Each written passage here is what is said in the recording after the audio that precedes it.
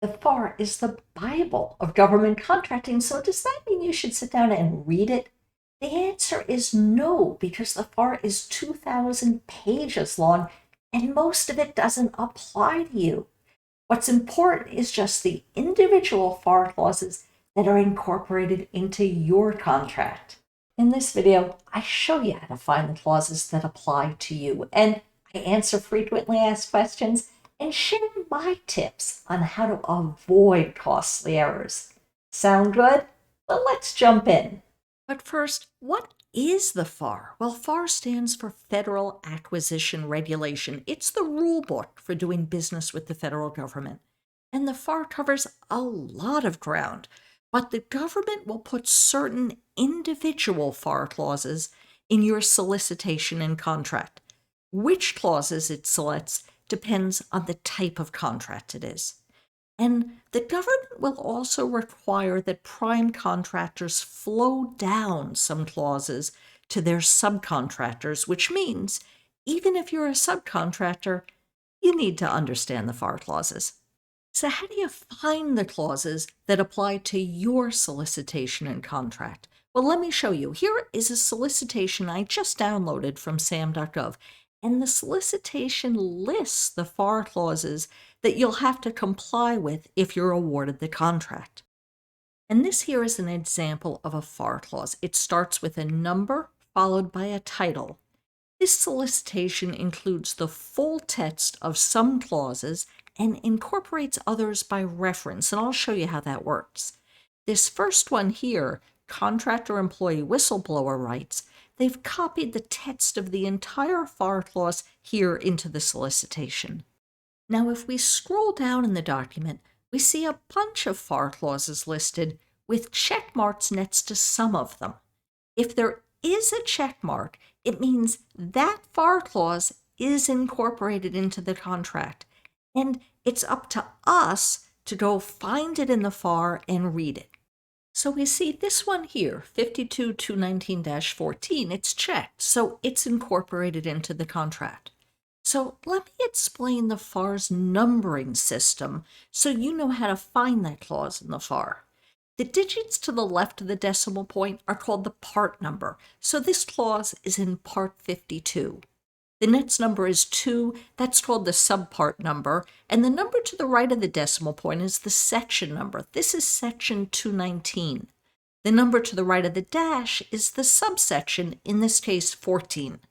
So 52.219-14 means we'll find the clause in Part 52, Subpart 2, Section 219, Subsection 14. So now we can look up the FAR clause on the official government website, which is acquisition.gov/FAR. But what I usually do is just Google it. When searching, be sure to search for the entire number and title, including the date, because there are different versions identified by different dates, and you want to make sure you're looking at the version that's in your contract. So here's 52.219-14, Limitations on Subcontracting. And I'm showing you this one because this is actually a really important clause if it's in your contract.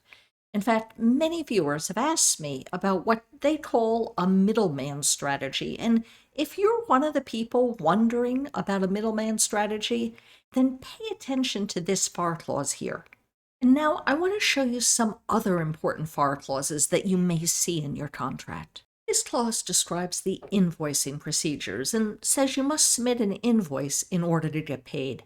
I get asked about invoicing a lot, and the answer is always look in your contract because the mechanics of invoicing vary, but the invoicing procedures that apply to your contract will be written out in your contract.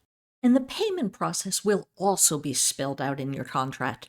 For example, if you have this clause in your contract, the government will pay you progress payments as your work progresses. And this FAR clause gives you fast payment procedures under simplified acquisitions for supplies. The next two clauses I'm showing you here affect the offer you submit to the government. So look for clauses like this in your solicitation. They describe what needs to be included in your proposal and how you're actually going to submit your offer to the government. Next, I want to talk about FAR clauses relating to labor. Now, you're probably familiar with your state's minimum wage, but when performing on a federal contract, there's also another minimum wage that you have to comply with. If you're in services, please pay attention to the Service Contract Act, and if you're in construction, it comes under the Davis-Bacon Act. The government posts these minimum wages on what they call a wage determination, and you can look up wage determinations here on the sam.gov website.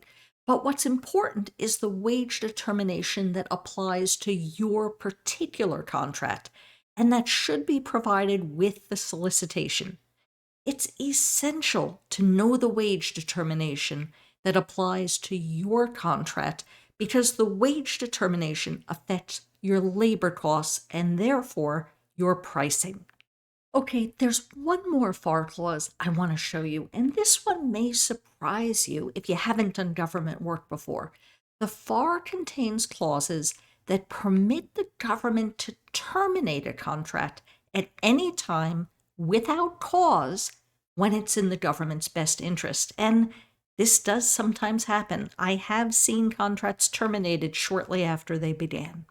And by the way, while we're talking about the FAR, I need to point out that many agencies have issued agency-specific supplements to the FAR that add additional requirements. For example, you may have heard of the DFARS, and that's the Defense Federal Acquisition Regulation Supplement that's issued by the DoD. So don't be surprised if your contract has agency-specific contract clauses that are in addition to the FAR clauses. So what are the biggest mistakes I've seen people make, and what's my advice? Well, the first mistake is not understanding the contract clauses when preparing their bid. For example, I've seen companies win contracts that come under the Service Contract Act, and then they ended up losing money because they didn't understand the requirement for paid vacation. The second mistake people make is searching the FAR for anything on a topic and mistakenly thinking it applies to their situation. Remember, the place to look for answers is in your solicitation or contract. And the third mistake is assuming that contracts are cut and dried. In my 2 decades as the owner of a government contracting firm, I have been surprised by how much discretion contracting officers have.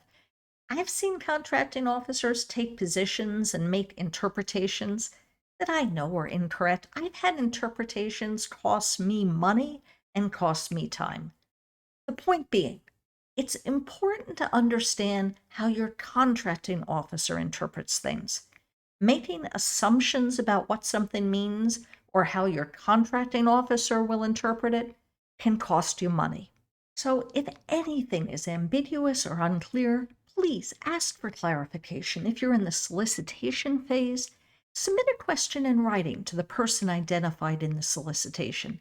Getting that answer will allow you to price the requirement correctly in your bid.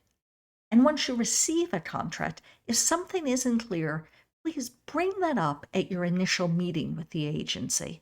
Friends, if the FAR seems overwhelming at first, let me assure you, the more you use it, the easier it becomes. You'll see the same clauses over and over again, and they'll become familiar to you. And also, you'll start to speak the language of your government client, and that's going to help you with your networking and marketing. Hey friends, I hope this helped demystify the FAR for you. Please connect with me in the comments below and let me know what you thought of this video. And also, don't forget to like the video and subscribe to my channel. Thanks for joining me. See you next time.